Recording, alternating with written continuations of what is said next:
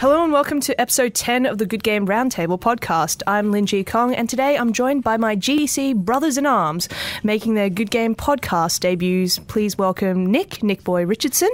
Hello. And John Paul JP Davies. G'day. Hello and welcome. How's it all going? It's going great. JP, how are you? Great. Are the mics at a good level for you? Just give me 1 sec. Yeah. 2. Good. I'm good. GDC was pretty much a week of just hearing that. Pretty much. Yeah. That's how JP does the sound test on the mics. So a month ago, we just landed after a whirlwind week at the Game Developers Conference at San Francisco. Have we been back for a month? We have been back for a month. Really? How fast has it been? There you go. So we got back on, I think, March 21st or something. Something like that. And it's April 22nd. A mere today. day before my birthday. Yes. Happy birthday. Happy early birthday. Thank you very much. JP? Happy birthday, Nick. Thank you very much. Good stuff. So I guess I wanted to start off with, what were your first impressions of GDC?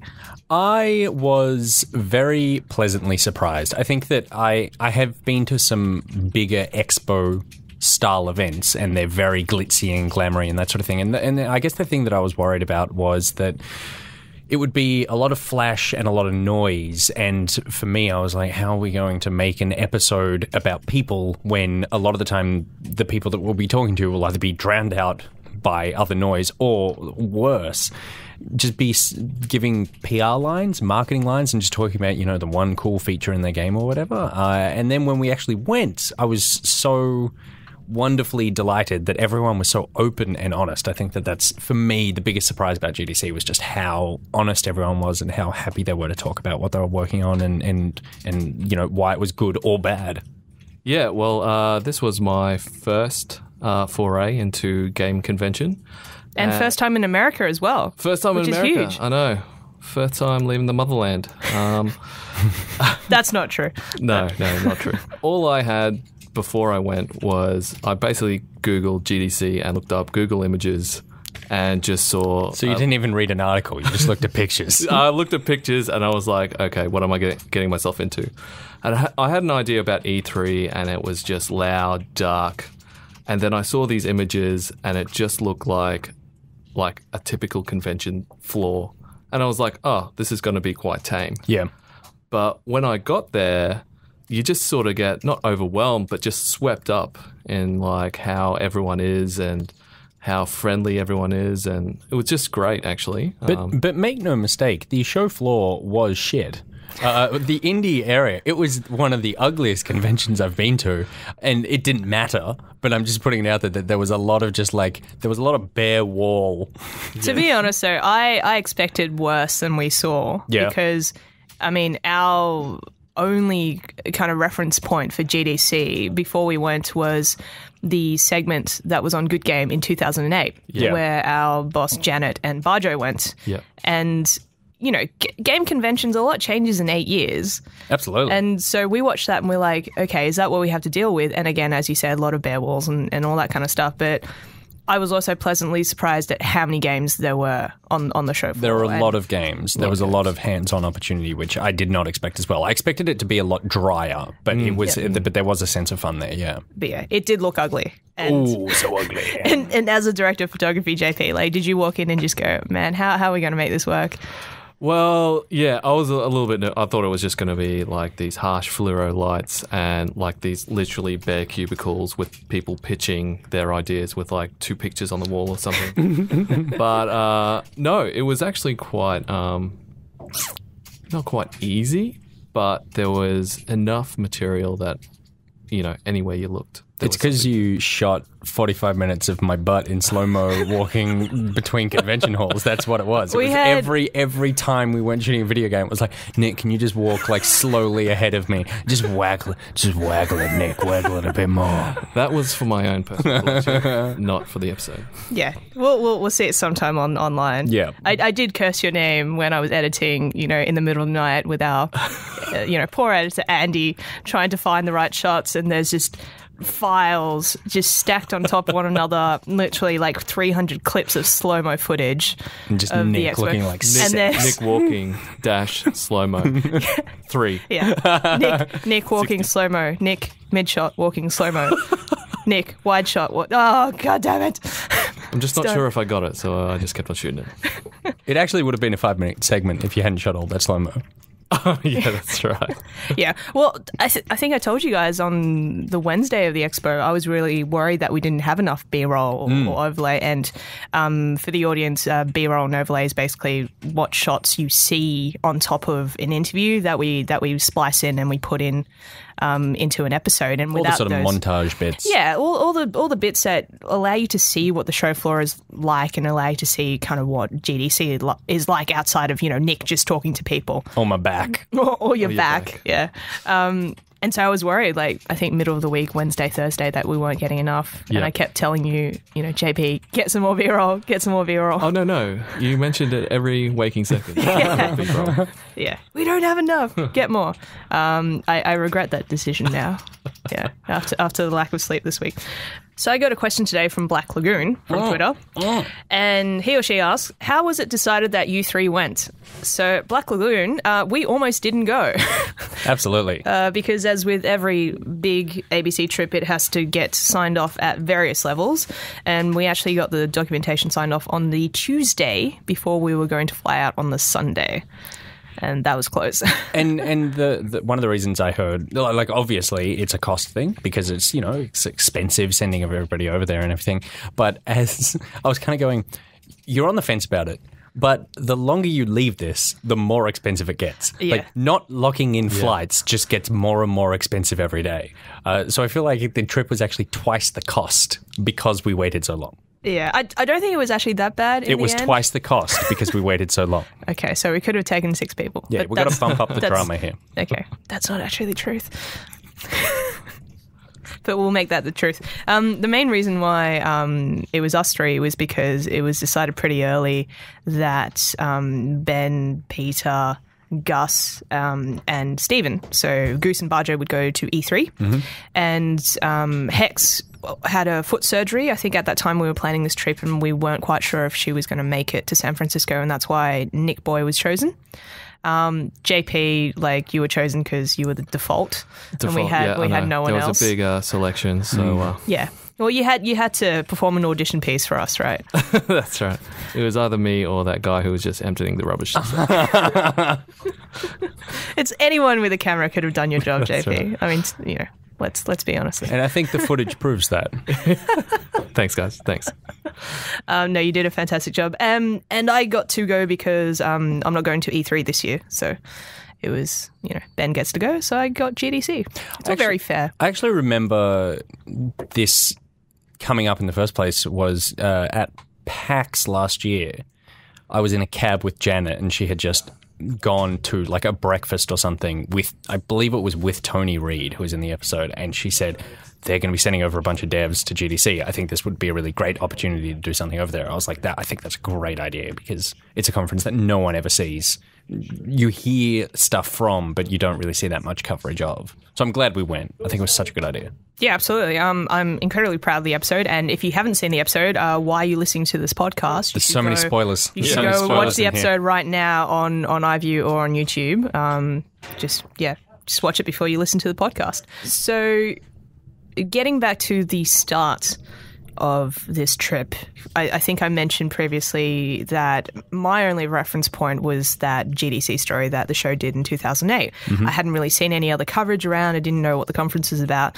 So I kind of went into it a little bit blind. I made a trip down to Melbourne the week before we flew out to meet up with some of the Melbourne devs, a part of the delegation. And it was very much trying to spot people who we might be able to follow and to see where their storylines are.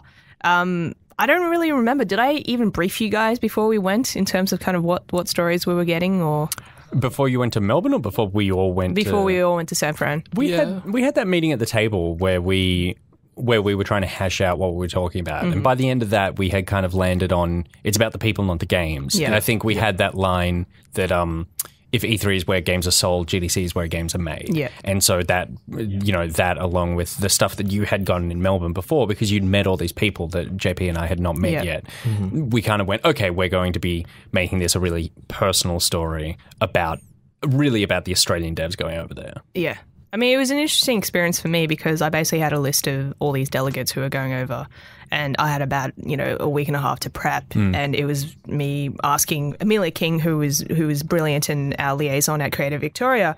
I was asking her, who would you recommend for us to follow? We need someone who was a newbie at all this, who was going for the first time. We need some people who are experienced, and we also need people in the middle and people, taking tech over or, and not just games. And she kind of gave me a few names and I followed up, and we were very, very lucky that the talent that we got were just brilliant. And that were they were so good kind of at GDC itself. Because if we didn't get them, the episode would be very different, I think. I was confident that we would get an episode out of it, but it really relied a lot on factors outside of our control. It really relied on the people that we were talking to not so much be interesting, because we can make people be interesting if they're not, used to being on camera or anything, but their experience over there needed to be transformative for them in some way, or it additive to their work experience. And if that didn't happen, then it would feel like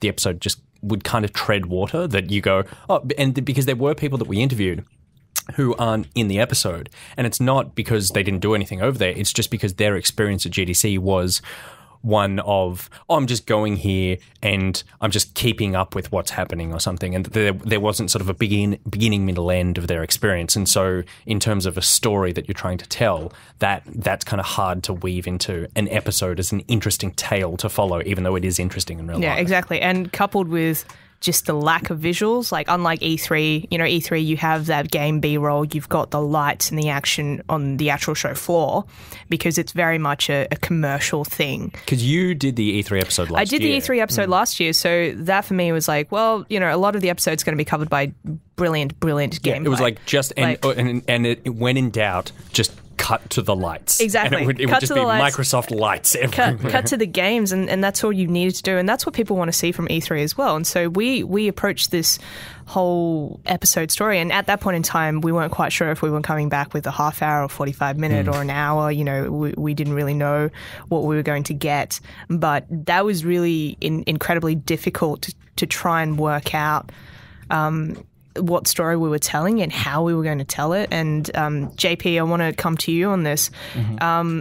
You're kind of faced with this decision on kind of what type of camera equipment or mic setup we're going with. How did you approach kind of your thinking in terms of that?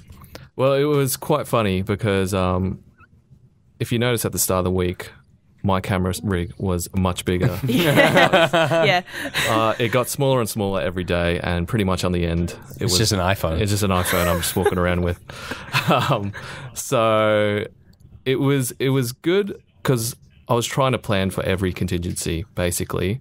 So I had so many lenses with me. I had all these counterweights, microphones and stuff, and just the style we were going for really didn't need all that, so I stripped it right back throughout the week and just took what we needed, which was great. It was kind of liberating. Do you know what I mean? It wasn't so set up. You didn't have to light it perfectly every time. We just used available light, what was around, what we're seeing, and so it was great, from that point of view. I could count on one hand the amount of times you put a camera on a tripod, and I could count on one hand the amount of times you used a garbage bin, Liam, as a tripod. A little bit of trivia for viewers out there. The interview with Andy Sum, all the Nichboy reverses in that interview were shot from a camera that I placed on a bin behind Andy Sum because I was pinned into this corner, and I knew the interview would be quite long, 15, 20 minutes, and I didn't want to hold the camera for that long in that position. And the thing is with these cameras, because you were shooting, Lynn, I was shooting on Canon C100. And you were on a 300? 300, yeah. C300. And so the C300 is bigger than the 100. Mm-hmm. But with both of them, when you add in these lenses and these heavy bodies and stuff, it's not the heaviest thing to pick up in the first place, but as soon as you start going, I need to hold this for even 2 minutes still enough that it's not going to be distracting, then I could see, like, your guys' arms just start shaking and it just becomes this real process. And because we're not using tripods, so much of it was, all right, like during the week, let's just kind of wedge ourselves on a wall or something, or just hold it near your belly button. Yeah. Well, I had, because the C100 has the worst ergonomics of a camera I've ever used. It is just, it's terrible. And so what I would do is I would use the small viewfinder. So I'd push it to my forehead and have my elbows tucked in, so I had like 3 points of connection to it. And because Nich is so tall, I'm literally always pointing upwards anyway. And so I literally had my forehead pinned to the camera, holding it for most of the week. There's one shot in the episode, which was where we were in the indie mega booth or whatever, where it is comically low. Like, it's like you're trying to make me look like an imposing giant about to eat this small developer. That was Lisi's interview. That was Lisi's interview. See, I love doing that because she's similar height to me, and so because I needed to get her shoulder into the composition of your shot, I didn't have to hold the camera above my head. It's like, this is brilliant. But JP, I remember pitching the certain style that I wanted for this episode to you, and I wanted to go more Vice and Viceland, and you know, I take a lot of inspiration from Anthony Bourdain's stuff like Parts Unknown and No Reservations, and I kept saying, look, let's see how we can shoot this in a really free-form style and more like a documentary style, different to what Good Game has done previously. Sure. Did that give you anxiety, or? It was a little bit daunting because I haven't really done that yet in my career,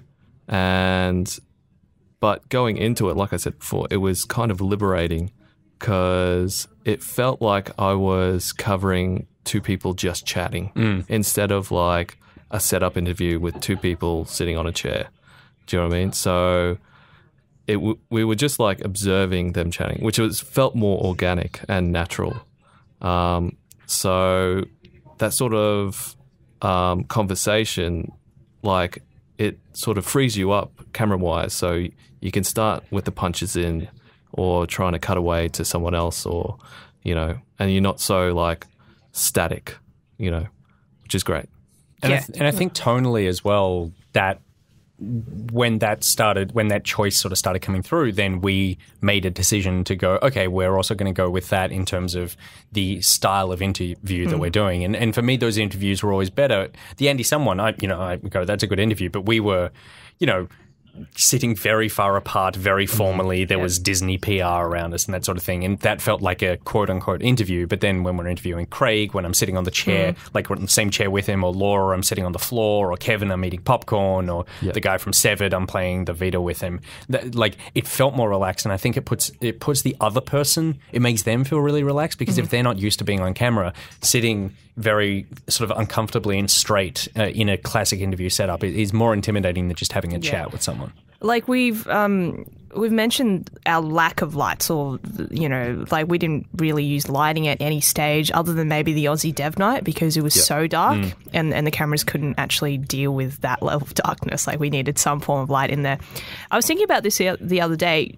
Would you guys agree that it's more the lights rather than the cameras which freak people out? Yeah, if you're not familiar with it, it will not freak people out, but intimidate them a bit more, because it feels like you're on. Yeah, it makes you the center of attention. As soon as there's a light shining on you, it makes you the focus. Yeah. And also, particularly in a scenario like GDC, where most of the interviews we were doing were surrounded by other people, it also, you know, people walk past and they stare because there's these lights shining on someone. And if you're not delivering stuff down the barrel of a camera, if you're not staring into that lens, because I feel like that's very intimidating. If you're not used to being on camera, as soon as you look at the lens, you just, like, most people just fall away. But yeah, I think the lights sort of add.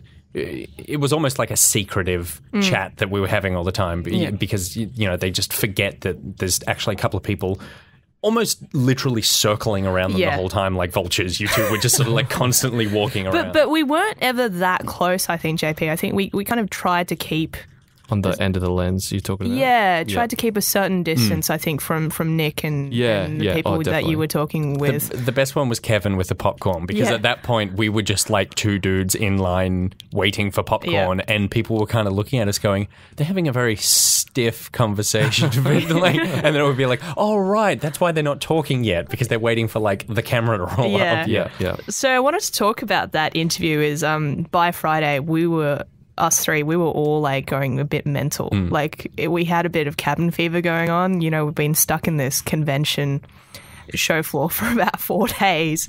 And like physically, I think we were fine. Like I felt physically fine, but mentally, I think we all kind of hit a wall at that point, and we wanted to kind of get out. And we were waiting for people to get back to us in terms of interviews and stuff. And I think I said to you guys, look, let's try experimenting with this. Let's try and get you guys doing something whilst you're having a chat.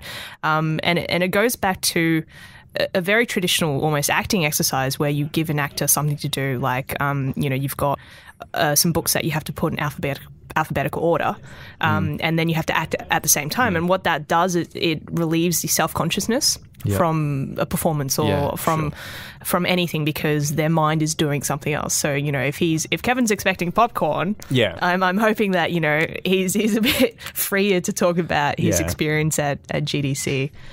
And I do feel not disappointed, but it's a bit of a shame that because we went in so cold, we were sort of working this out as we go. I feel like we really hit our stride on the Wednesday or Thursday morning. And I go, oh, if we had it over again, we would have gone, okay, these styles of interviews all the time. Luckily, because of editing, everything kind of appears out of order. Sure. So you go, that sort of stuff is peppered in throughout. But like, I feel like by the time we left, we were like, you know what? I reckon we could really make a good episode now. We could make a real good go at it. Well, I was saying to you, JP, like during the week, I felt like we hit synergy on that Thursday morning after the Tracy Fullerton interview that we did. Right. Yeah. And if you watch the episode, like the Aussie Dev Night was the first night of GDC. That was the first thing we filmed. And that was the first thing we filmed because we were at Double Fine all day that day as well. Yeah. So that was the first part of GDC that we saw.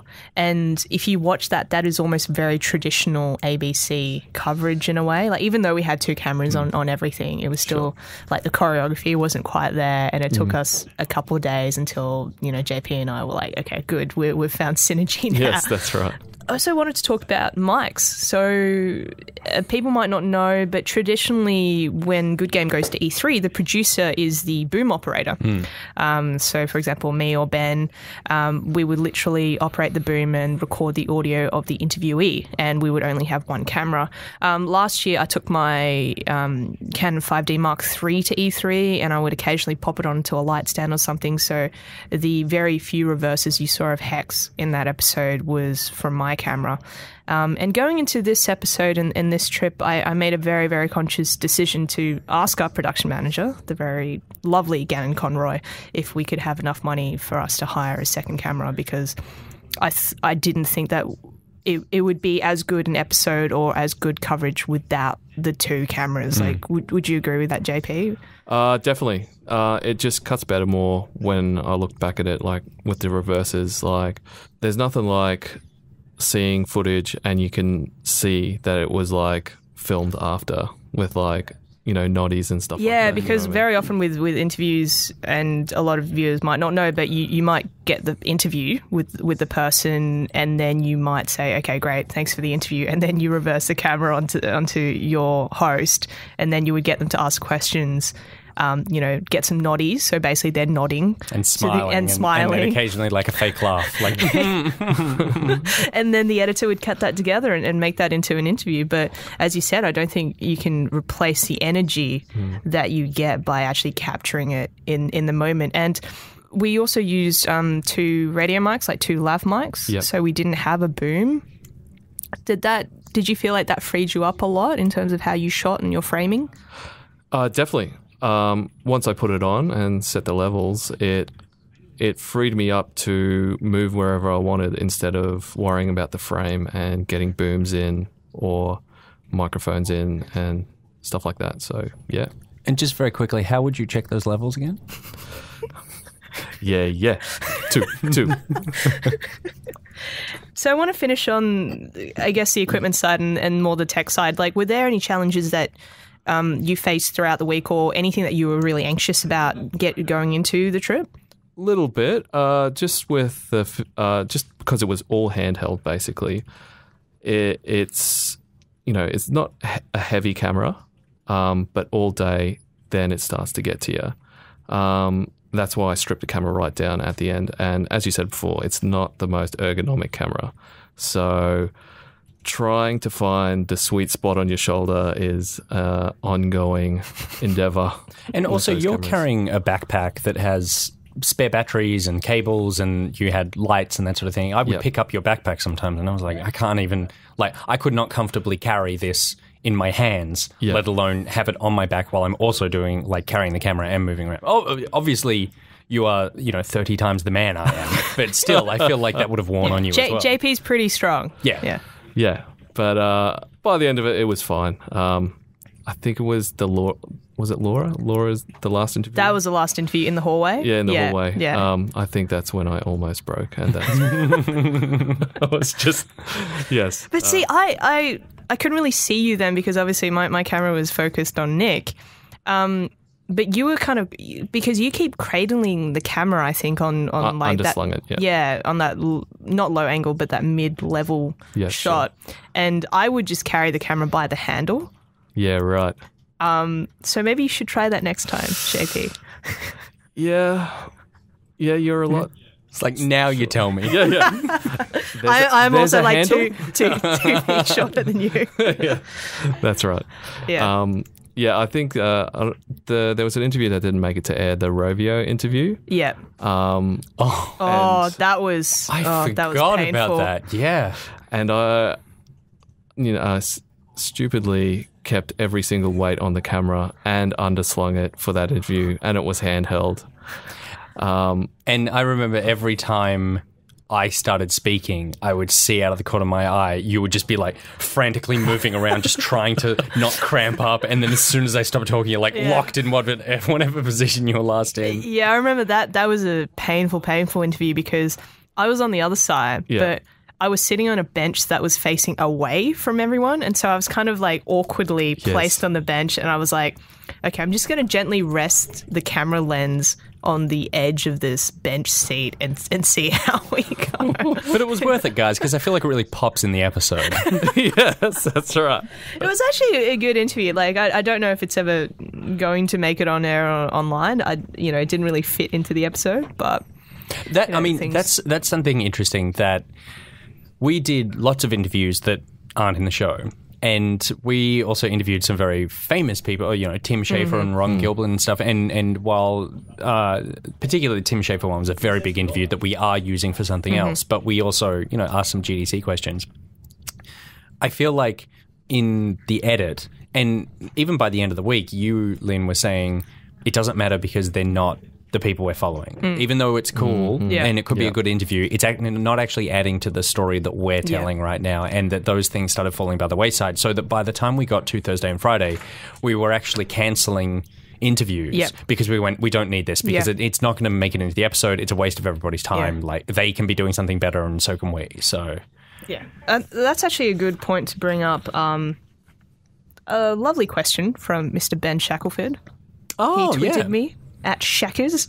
As a producer/director, how do you balance shooting to your plan versus being more organic? So I guess that comes off the back of what you were saying, Nick. We were literally dropping interviews kind of throughout the week. Yeah. We would, because first of all, we just needed to find time to recharge. And if we didn't eat some food at that point, I think we all would have collapsed. And we definitely went into the trip with quite a few interviews planned. We had a few developer interviews planned as well because we weren't quite sure the type of episode that we were making. And so we just kind of slotted them in just in case, we were making an E3-esque episode or something. And then literally by Tuesday and Wednesday, we were just dropping all of them because we felt like, okay, well, we kind of know the storyline that we're going with. And this is probably not going to make it, and it's going to waste our time and their time if we go and interview them. And interviews rarely take 5 minutes. Like you could say, okay, we're going to chat for 5 minutes, but, set up and then, pack up, that's at least a 20-minute. And also even just the conversation. Like if I am talking to somebody, it takes them a while to warm up to the interview. Yeah. It takes me a while to figure out what, how can I say something that makes you feel relaxed, and then we get into the meat of a topic. And generally, most of the interesting stuff in interviews happens after you've asked all the questions that you plan to ask, and then they say there's one thing in one answer which then you spring off and you go, right, okay, that's actually the part that we're going to use. And I think I got another question from Brian McNamara, who asks, how do you juggle what is happening in the moment and the knowledge of everything else you have to do? So again, that kind of, comes up to, do you shoot to your plan or do you try and find things organically? The way I work is I always like to find truth in everything. And if it feels truthful, and I think we all have good instincts, everyone in this office, and in terms of how you produce television. And if you go by your instincts and if you go by what feels true to you in that moment, then that's going to come off the best. Does that work the same? Like, do you work the same in terms of interviews? And yeah, absolutely. Whenever I interview someone, whether it's GDC or for Pocket or whatever, it is. It's about I think it's important going in with a plan. I think going into something and going, I'm going to find it when I'm there is really dangerous, because not only may you not find it, but you also need to start somewhere.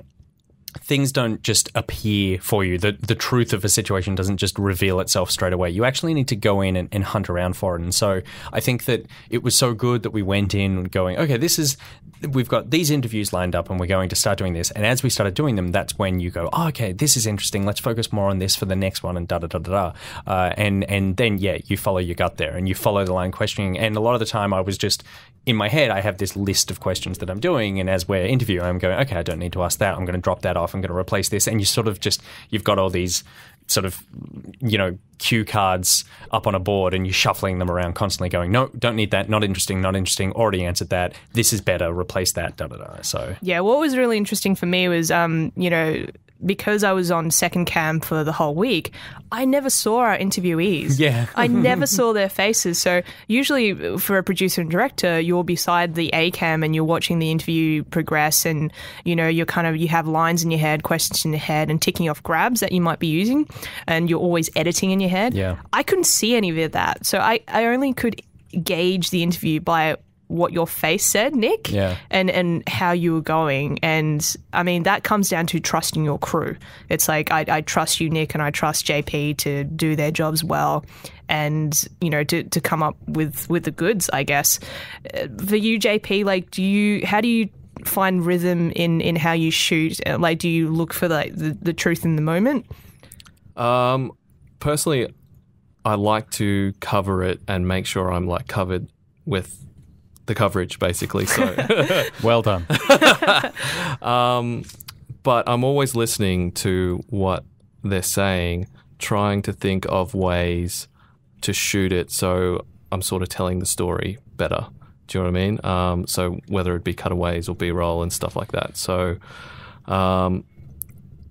basically I just went with it, and that's it. I think it's hard for you as well. There's the idea that you can't be editing this in your head as you go. There's an element of you doing that, but you can't be dictating what's going to happen. So while you are looking for those moments and you go, oh, I'm just going to punch in a little bit here because their face is telling the story here. At the same time, you can't go, oh, I'm just going to go extreme on the eyes right now, because you need to actually get just the base coverage to make sure that the whole thing makes sense in the first place. Because Lynn might go, no, that was not the interesting part. The interesting part was this. And for some reason, you're just punched in on their left eyeball. So you do need to be balancing that the whole time. But that's right, because JP is a professional and he knows what he's doing. It's funny comparing your camera work to mine, because I'm just totally eclectic. I don't care. I'll be crash zooming and kind of getting close up and just everything. But see, I liked that when I watched it, you know what I mean? Because you were B camera. Yeah. So, my thing was just to make sure I had the talent covered. And with your crash zooms with Nick and, doing it dirty over the shoulder, that's great. You know what I mean? That sounded awful. Losing focus, yeah, it was great. It was great. Yeah, losing focus. I don't care, man. I think it makes it look natural. In terms of how do you keep everything in your head whilst everything else is going on, I remember at certain points, JP, I asked you, can you please just go shoot some B-roll because I literally have to answer 10 emails about the next day because I haven't planned it yet. And especially in the back half of the week, like Thursday, Friday, I was planning interviews kind of almost in that morning or the night before and making sure we had stuff locked down, which is, again, very, very different to how E3 works because you would go into E3 with almost a full rundown or plan of every day. Like, you're like, okay, I've got a 2-hour meeting with Nintendo here, I've got Activision here, I've got all these things planned out day by day. And for us, we were picking up interviews here and there. Like, I remember we kind of encountered the job area, the careers bit. And I said to you, Nick, and I was like, oh, we should have a chat to someone here. Let's just let's just approach this Avalanche dude and grab a chat because I think this is like really important and cool part of the event. So what was your favorite moment from GDC? I'll start because I've got the sappy one and I want everyone to forget it once we're done. Yeah. But it was actually working with you two, and I know that sounds like a cop-out answer because you're both terrible people. No, it's because I don't get to work with you guys. That on my day-to-day basis, it was, I work with Pete and John, and that's fantastic. But I'm not on Spawn Point, and you are mainly doing Spawn Point stuff, Lynn. And JP, you're shooting both shows, but even when I'm on Good Game, you're generally not shooting my stuff. You're not shooting my first plays and stuff on Good Game. So it was also, there was a bit of fear for me because I on camera, I'm very loud and out there. And with people that I know, I'm very relaxed. But with strangers, I tend to clam up a lot. I take a while to warm up to people. So I wonder what it's going to be like spending a week in a house with two people who I don't know that well. And particularly JP, because, we had casual banter, but he could have been an ogre for all you know. That's right. Yeah. And but then it was over the course of the week. I just feel like we bonded together really well as a team, and I think that we very quickly all got on the same page. We're all trying to make the same thing, and sorry, I'm tearing up. No, and it by the end of the week, I just went, oh, that was a really great creative experience, and particularly that I felt really safe in everything that we were doing. I was like, no, these guys know what they're doing. I only need to worry about what I'm doing because they have everything else covered. Yeah. Well, I mean, that's the most important job that we have is, I mean, definitely for me, I have to be on the ball and make sure everything's organised so you are freed up to do your interviews and to be in the moment. Yeah. And you, JP, that you are free to get that moment as well. And so you guys aren't worrying about, oh, what are we doing tomorrow, or, what's happening in 2 hours' time. That's my job to make sure that that's all kind of covered. And also, pizza night on Tuesday night, I felt like we've bonded. Yep. We bonded over that. Yep, that worked well. That was enough pizza for the whole week. That fed us for the whole week. And my non-sappy answer was meeting Jeff Canada.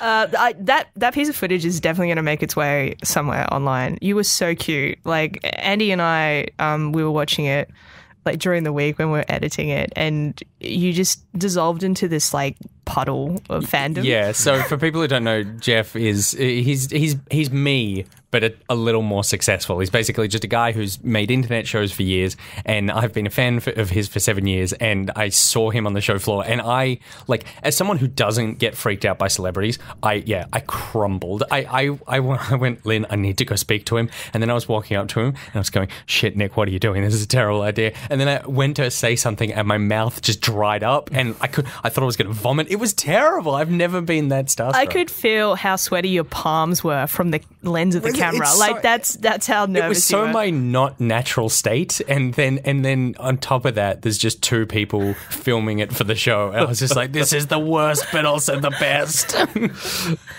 JP, favorite moment. I'm just gonna go for the funniest moment. Probably was when you were doing that link for Pocket, and Nick's hair literally took like a left turn.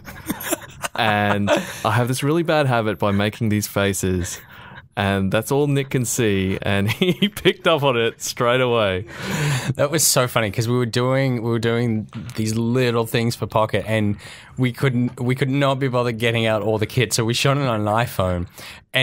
But I needed to be mic'd properly because the microphone is terrible on the phones. So the mic was a wired microphone that would plug into the phone, which meant that you could only get about a meter at the most. But it was a 30 centimeter long mic cord, and we didn't have an extension cable. Yeah, and so the camera is so close to me. I've also just woken up from a nap, so I look high. My eyes are so bloodshot. I looked wasted, and I'm just talking, and it was kind of windy, and I was like, Pete knows that my hair goes crazy, so he always lets me know. And I told Lynn before we left, I was like, just tell me if my hair does something stupid because it's going to. And then I just, watching JP's face, 1 second he looks normal, and the next second he looks like a combination of confused and scared. And I was like, my hair just like fell in half, and so I just felt up and I was like, yeah, and I just fixed it. And then they both start shaking because they're laughing. Yeah, that was amazing. I just want to add an additional point to that moment. You just woke up because we came back from Double Fine and we had about an hour for JP to dump the cards until we had the Aussie Dev Night at about like 7:30 or 8 or something.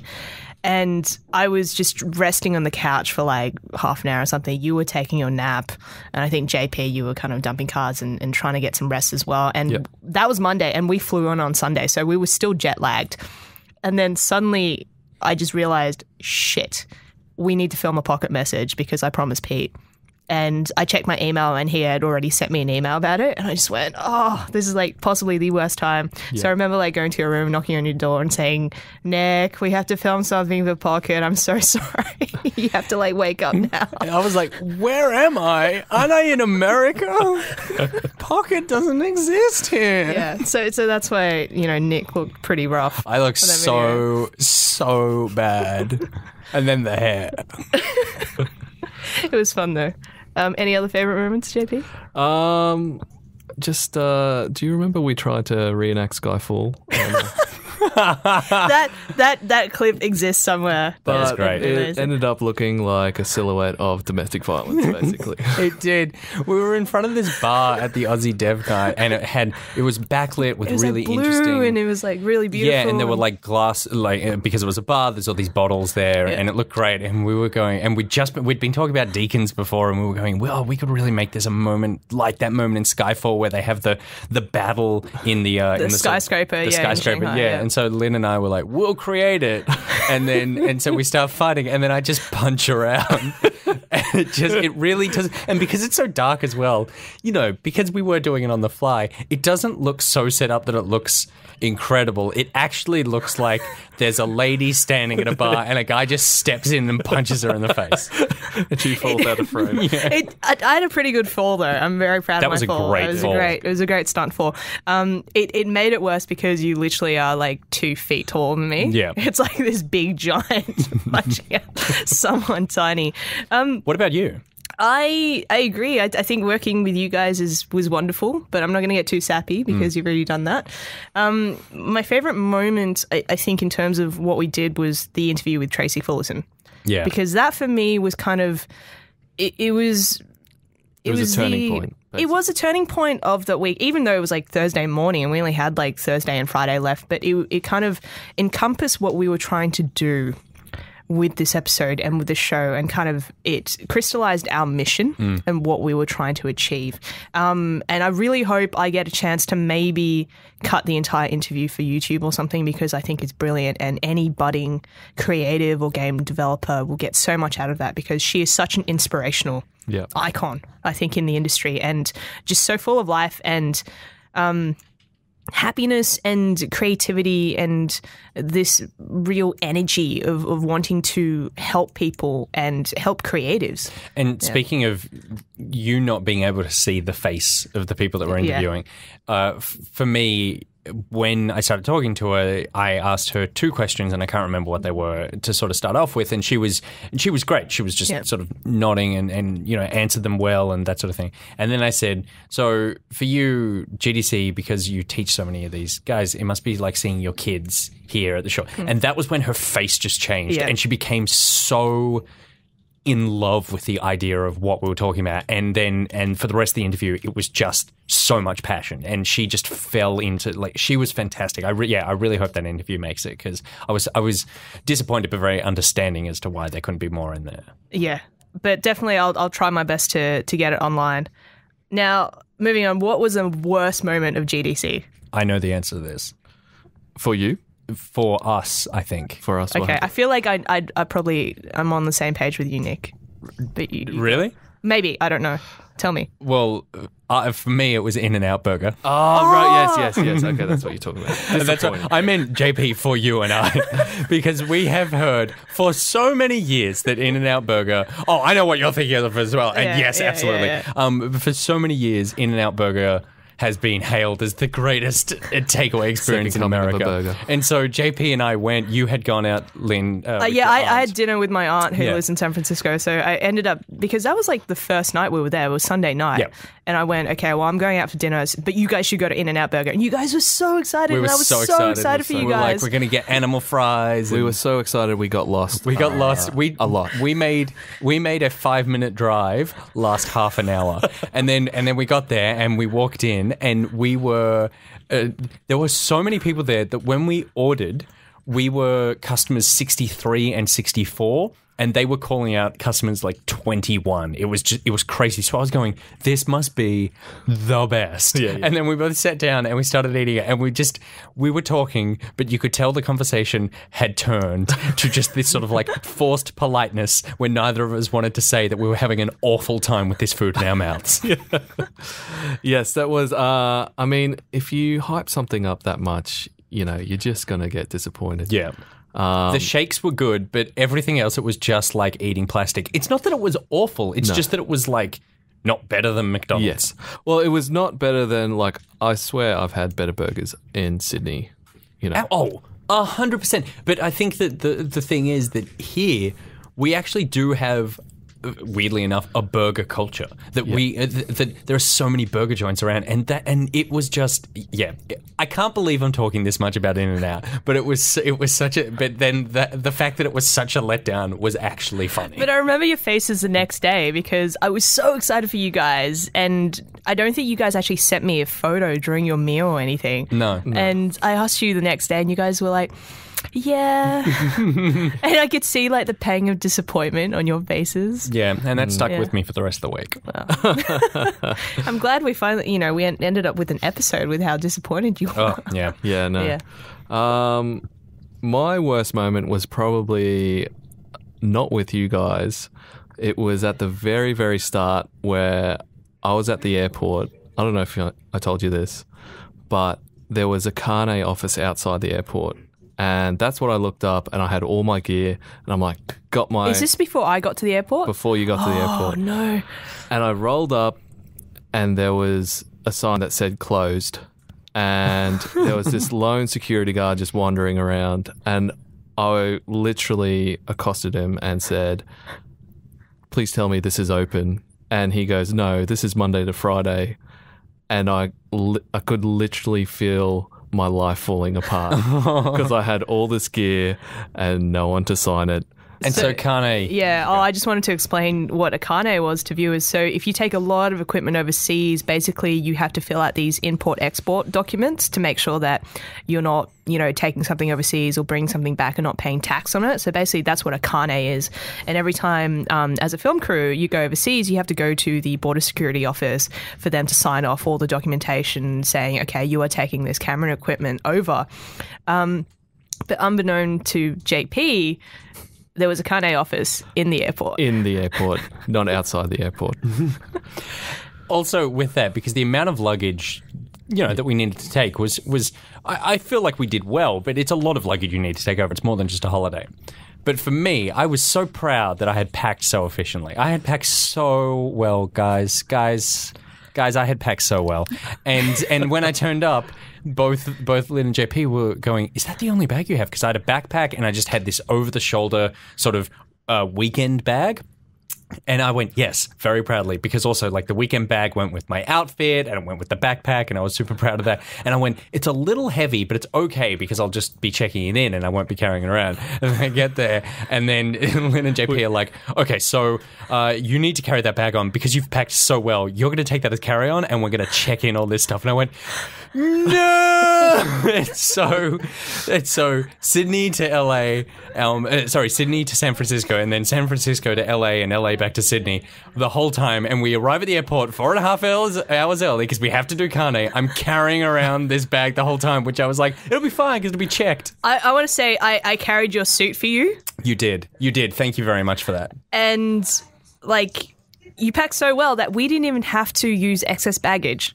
Yeah. That is how brilliant we were. Like, I feel like we need a medal from our production manager, Gannon Conroy, for not, paying for excess baggage. That's right. We packed so light. We did get rid of a bit of baggage Did on the way we back. pack so light, or did I pack so light and you guys took advantage of that? Well, one of us did. So, Your worst moment, which was definitely, I do agree, it's our worst moment. Okay, worst moment was the Oculus Minecraft event. Oh, that's was not that the even right what one? I was thinking of. No. What were you Oh, thinking this is of? great. Okay, no, you go. Okay, I'll say this, and then you can tell me what moment you were thinking about. Yeah. Okay, maybe I've forgotten. Yeah, you have. Okay, so the Oculus Minecraft event. So we get this invite to this very, very special kind of media-only Oculus event at GDC. It was like outside GDC. It was in some pub somewhere like near the Westfield outside of the Moscone Centre.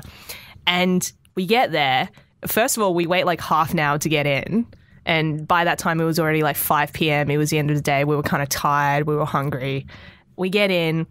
And the first thing PR says to me is, so you can't, we're not doing interviews today. You can't have one-on-one interviews with any of the executives of Oculus. So obviously we went in thinking we might get an interview with John Carmack. Yep. So they were like, no interviews at all, but you can chat to them. And we're like, well, that's not going to help us. We're a television crew. We're making a TV show. But the idea of Minecraft and Oculus, in my head, I was thinking, wow, this would be such a brilliant opportunity for Spawn Point. And going over to GDC, we weren't quite sure if we were going to do anything for Spawn Point at that stage or whether we would find anything relevant. And so this opportunity came up and it was like, holy shit, this would be brilliant. We get in. First of all, they didn't even call us when they were ready for you to go down. Yeah, to test. You just ran up, and I was in the middle of like drinking a scotch, and you were like, "They're down there." And so I ended up having to ask the PR person after we've been there for like 25 minutes. Hey, have you called Group 2 yet? So we finally get called down to this area where all these people were trying out the Oculus Gear VR and with the Minecraft Pocket Edition inside. And so we get down there. I asked the PR people down there, do you guys have output of Minecraft? And they're like, no. So you're a TV show and you want to shoot VR and there's no graphic output. So you're like, well, why do I even bother? And at this point, I had briefed you about, giving your PTCs and a spiel for Spawn Point, which is very different to what you've done previously. So I had this in my mind that we were going to create this brilliant Oculus Minecraft segment for Good Game Spawn Point. And then we get down there, you put on the Gear VR. No output, no nothing. And we had PR people hovering over us. And every time they would see the guy who is demoing. He's talking me through the experience. The guy who is actually talking you through the experience. Every time they saw him on our screens, on our cameras, on the LCD screens, the PR people would come by and say, you're not allowed to film the person who's demoing and you're not allowed to record their voice.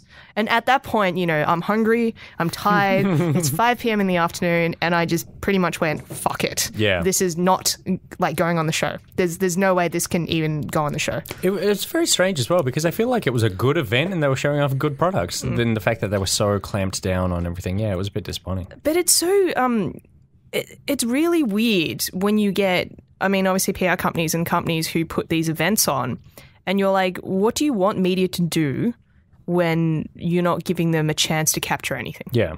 It's like, and particularly for VR, the most important thing is getting as close to showing people what it's actually like as you can. Yeah. And very strange, very strange. So that for me was like the worst moment of GDC. But thankfully it wasn't really part of GDC, so I guess it wasn't that bad. But anyway, Nick, you've got one? But the correct answer, which we've all forgotten, is the flight home.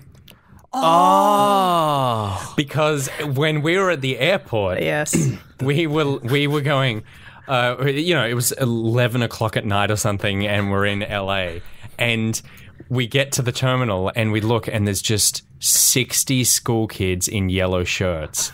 And I went, oh, that's so cool. Like, all these Australian students have just arrived. And Lynn went, no, Nick, those are American students going to Australia. And I was like, oh, fuck. But I remember we rocked up to the gate and you saw the students and you were like, oh, I pity whoever's on that flight. Yeah. Because we went past that gate and I went, no, Nick, I think we're at that gate, because there were like 3 flights to Sydney or Melbourne that night and they were kind of all next to each other. And we went past that gate and then we double checked the flight number and I went, no, Nick, we are on that flight. And with 60 like high school students on a band trip to Sydney. It was a Pennsylvania marching band. Yeah, and they were going to the Easter show, and all I wanted to do was tell them how disappointed they would be by the Easter show. The awful thing was that you go, the flight left at 11 o'clock or 10 o'clock or whenever, and it arrived in Sydney at 8 in the morning. So if you could sleep through the flight, you could avoid jet lag. And so we all get on there and we're like, maybe they're on a different part of the plane. No, surrounded by them, utterly surrounded by them. And then as soon as the seatbelt off sign gets switched off, 60 kids decide to change seats so that they can all sit next to their bestie or whoever they're trying to bang. It was just ridiculous. It was insane. And then it didn't stop. They just kept climbing over each other and trying to get to new seats. I felt sorry for you, Lynn, because those two next to you kept on getting up. Yeah. I would give them like the biggest dirty every time. I would just be like, really? Like now? Like I'm trying to get some sleep. I've been at GDC all week. That was a disaster. Yeah. That was a disaster. I offered you some Finnegan. I was popping them like Peds on that flight. And I still couldn't get to sleep. That was pretty bad. That was awful. Yeah. Funny, memorable moments. JP, you've got one. Funny moments. Well, we disposed. Do you remember my trolley? Should we talk about this? I only asked because I don't want to get in trouble from the ABC. We disposed of it like it was a dead body. I was so nervous because we're outside American Customs, and they've just got CCTV. That was an amazing moment. Yes. And we literally, this thing fell apart very early in the trip. It fell apart at Sydney Airport. Do you remember? Like half of it fell off. It was gaffer taped together before we even got to the States. And I had to put it in Lynn's luggage because that's where it could only fit. And Lynn was just looking at me going, ditch it. You have no need for this. You don't even use it. Ditch it. And it was broken. It was broken. I had a note, yeah. That moment when you were like, we just need to get rid of it. And we go through customs, and then just as we get through, you try to put it, like, you put it down somewhere, and it's like, no, shove it near the bin. And at this point, I'm like walking away from you guys, and there's all these guys with guns staring at us, and Lynn's like, shove it in the bin and leave. No, because we just passed like border security and customs, all the TSA checks, and JP, you wanted to leave it like in the bin closest to TSA, and I was like, no, we have to keep walking. I also have one more thing. I don't know if you remember the very last day when we were doing all our Nick's Calvin Klein commercials overlooking the Golden Gate Bridge. We parked our car on the This is mine, yeah, but you go. And was it yours as well? It was mine, yeah, but you go, you tell it. And we walked past these rangers or policemen. Yeah, but actually, to start off, we should say that so we went up to this place called Battery Spencer, and it's on top of this giant mountain hill right past the Golden Gate Bridge, and it had beautiful views, and I looked at this point and I said, oh, it'd be great for us to go there, and it was like 1 p.m. 2 p.m. in the afternoon. It was getting late. Our flight was at 7 p.m. and we had to go back and pack and get to the airport as well. So this is the last point that we went that day. Got up there, all the car parks were full. I mean, there weren't really car parks, there were like 10 spots in this spot. And so everyone, and I mean everyone, like literally 50 cars pulled over to the right side of the road and just parked alongside the mountain road up there. Shall you continue? And we saw this guy and we're like, oh, lucky we can get to the car before he does. And then we saw a guy literally looking at our car. Like a second Ranger. Yeah, a second Ranger. And we sprinted to the car. And I loved it how we just got fully tourist Australian. I had the most awkward accent on. Like, so that's after we shot all the Golden Gate Bridge stuff with you. And I think I was first. Like, you guys were you behind got there me. first, yeah. Yeah. And I saw one Ranger and I was like, because I saw the police car where we were at, and we were still 200 meters away from our car at that stage, and I saw the police car and I was like, shit, oh man, I don't want to get a ticket. Yep. And so I started kind of jogging, lightly jogging towards our car, saw one Ranger. He was like 3 cars away from our car. Yep. And I was like, okay, so he hasn't got to our car yet. Kept kind of jogging, and then saw the Ranger behind him at the car right in front of our car. Yeah. And I sprinted for my life. I never ran so fast. And I loved when we got in the car because he had not started writing the ticket, so he was like, if you leave now. Yeah. And JP was last because he's carrying all the gear. So yeah. Sort of like, I was coming up behind. And so Lynn and I get in the car, and then JP opens up the door and starts putting stuff in, and then he sits down and he's like, oh, thank God we make it. And then it's like, go, because he's still here. And then you're trying to ask a question. It's like, just drive. Because literally the Ranger was like, I'm going to give you a ticket if you don't leave now. I will write the ticket as you're driving away, if that's what needs to happen. I have a moment as well. Yes. And it also involves the flight home. And that was when a flight attendant took pity on me. This one. And so I went, oh, there's all these kids here. Okay, I need a scotch. So I ordered a scotch, and I went, I need a second scotch. So I ordered the second one, and the guy, and then it got delivered to me. I'm drinking it, and one of the flight attendants came up, and he offered me a drink, and I said, no, thanks, I've already had 2.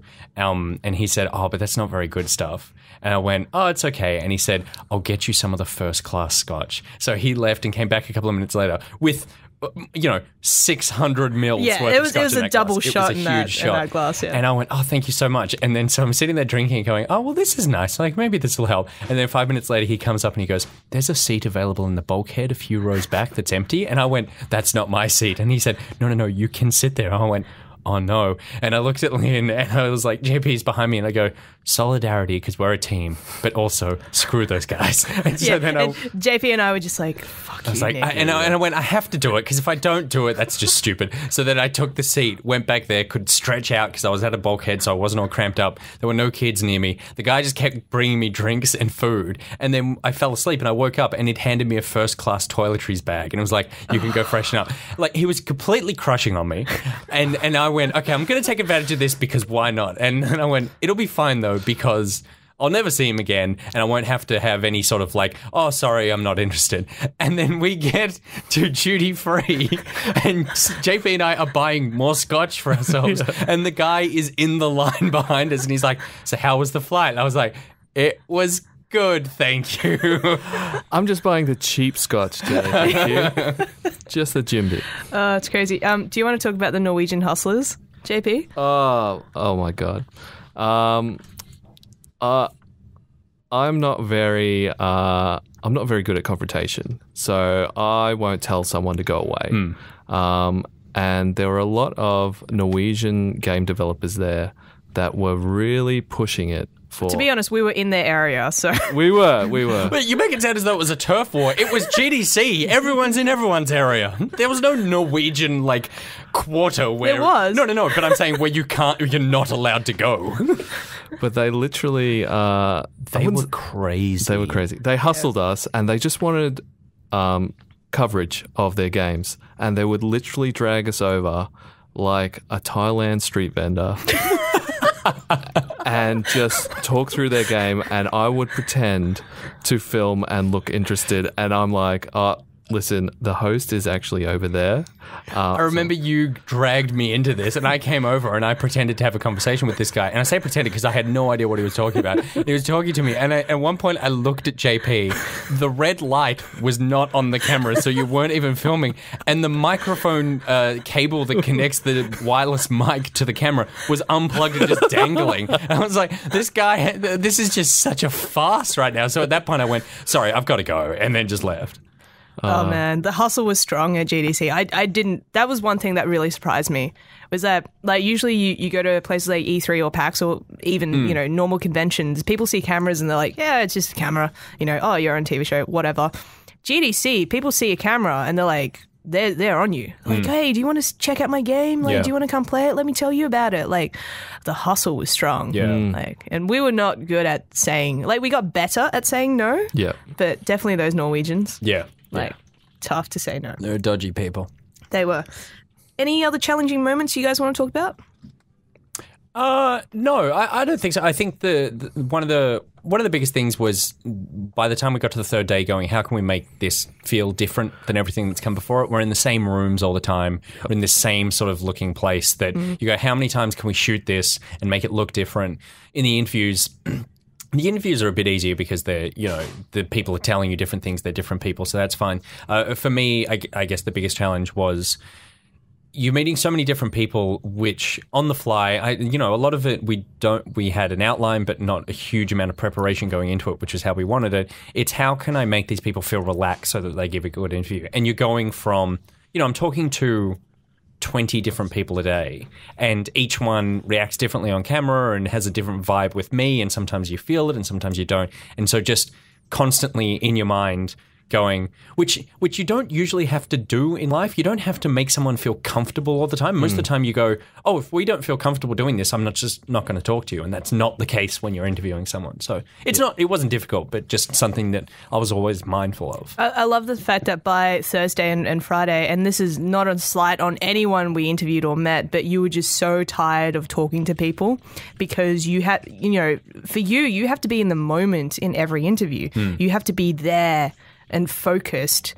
And we were doing anywhere between 6-7 interviews a day. I can't even remember, but like a lot. And you have to be so present that by the end you were just so fatigued from talking to people and meeting people and introducing yourself to people. It was funny because there would just be these between interviews. I would just die. I would just go into total shutdown mode and just not really talk and not really do anything. And then we get to an interview and I go, hey, and then it's like perform, die. Yeah, don't talk to me. I'm just going to sit here now. JP, how about you? Sorry, what was the question? Like any other challenging moments you want to talk about? We touched on it before. It was physically challenging, just with the camera work and logistics and stuff like that with all my gear. So that was probably one of the most challenging things, I would say. Digesting that in and out. What's that? Yeah. Digesting that in and out? Yeah. Oh, yeah. Hey, speaking about food, best food moments. Best food consumed. Dem tacos. Yeah. So on the last day, Friday night, we celebrated our GDC trip with tacos at La Taqueria. Yeah. La Taqueria? La Taqueria? La Taqueria. I don't know. Nah, there's no Q there, mate. There's no Q there. Anyway, you wrote tequila. I did not write tequila. It was a great taco place in the Mission District. Amazing. It was so good. It was so, and watching that guy make it was so just authentic and real. Yeah. It was good. I would like to also mention the hot wings we had on the last day. They were great. Or were they buffalo wings? They were buffalo wings. I think, They were some of the best I've ever had, and it was in the most touristy spot down at Fisherman's Wharf. I was expecting them to be awful. Oh, they were so good. So good. That was our last American meal. Yeah. It was lived up to everything that In-N-Out wasn't. And JP was happy. That kind of explains, we can answer this question from Dan Vogt. Did you shoot a bunch of cool SF location/culture stuff that you couldn't ultimately use? Yes. There's literally like 300 gigabytes of just footage of Nich walking in San Francisco. Yeah. And catching the Look tram. at that smile, the sly little smile you got on your face, JP. Just to be clear, it's not all around San Francisco. It's literally between the two halls. Yeah, it's between the two. Absolutely, it's between the two halls. We got some Full House We stuff. got Full House. We got Fisherman's Wharf, we had the tram trams, thing, Fisherman's We Wharf. had some stuff downtown. The bridge. Yeah. Around like Union Square and Union Station. I can't remember. Oh, the other best moment of the trip was when we went. We caught the tram into the city, and when we got there, it was really cold. And JP was like, "I need a jacket." So we went into the Gap, and we walk into the Gap, and the lady there is holding a box and goes, Best moment. "Hi guys, if you just put your hand in this box, take out a voucher, then that's your discount." So we all take out a thing, and the discount was 40% off everything in the store, including sales. Yeah. And so we went upstairs to the sale place, and I bought a jumper that is this blue cardigan, which I've worn on the show a bunch. It is my favorite new item of clothing. I bought it for $7. It was the best. Yeah, that was a good thing. Just to have some background on that, Lynn, being a very good producer, basically told me to put a jumper on, you blithering idiot. Because I was like, nah, man, I'm cool. Because you didn't bring a jumper or trip. I didn't bring a thick jumper because I knew I was going to be out and about all the time and I would sweat literally my bollocks off. So we were getting off this tram and she's like, I can't take this. Put a jumper on. Or like go buy one. Yeah. Yeah, because you were shivering on that tram. It was like really early in the morning. It was very early. And San Fran does get very cold. But yeah, there were some good jumpers. I bought a nice felt number. For like $25 or something ridiculous, Yeah, right? it was good. That jacket, that is a sweet jacket. That's a sick jacket. All right. Okay, cool. So I'm just going to run through some questions that we haven't answered really fast. Who are those people jumping at the start and how much equipment did you need to transport for the show? I think we've done the equipment bit. Those people jumping at the start, they wanted me to take a photo of them jumping because I had my big DSLR and lens with me. So obviously they went, that person knows how to take a good photo. Let's get her to take it. So they give me their DSLR and I look at it and it's on auto. The flash is on, and I literally just went in there and changed all their settings. You became such a camera snob at that point. I did, and I don't know if they knew how to change the settings back because I didn't change those settings back. They've got one amazing photo of them jumping, and everything else is out of focus and overexposed. Yeah, it's good. Yeah, so that's how JP got that footage. GDC gets a lot of positive press, but does the average indie dev really benefit from attending it, especially considering the costs? Interesting. I mean, I would say yes because I think that you can show off your game and there are publishers there buying things and that sort of thing, but I do think you cannot put a value on networking. We spoke to so many people who everyone had a story about someone they met at GDC that now works on the next game that they're working on or that they got a job because they met somebody else. I think that you cannot underestimate how important networking is in games like in television. So yeah, I think it is worth the cost. Yeah. JP, any thoughts on that? No, I'm good. I would add if you mean it. If your heart is in game development, then absolutely. If you're just going because you're like, I might be interested in this thing, you're not going to get that much out of it. I agree. I think if you're prepared to learn, it is honestly like you can't go anywhere better. Yeah, and and those talks would just be a treasure trove. Just a quick one on that. I wish there was something like that for filmmaking. Because I don't think there is where you collaborate like that and get in one place. And we talked about that a lot during that week. You know, we were saying, we wish that something like this would exist for television or for film or something because how amazing would that be? Is just going somewhere and sharing knowledge and learning off the best in the world. Yeah, because the closest you get to something like that is like MIPCOM or something, and that's still a sales event. That's still just like, we've made a show, we would like you to buy it, as opposed to, here's how I made this. Yeah. Awesome. That question was from Mick Jones. Thank you. And that last question was from Multifish. Thank you. See anything new, interesting, or downright strange that wasn't shown or mentioned? This is from Molestar. I can't think of anything. The one thing I can think of, there's one shot I think of it in the show, but the physical game stuff. Oh yes. So people were making these are just. They're almost art installation things. There was a game where it was a 2-player game.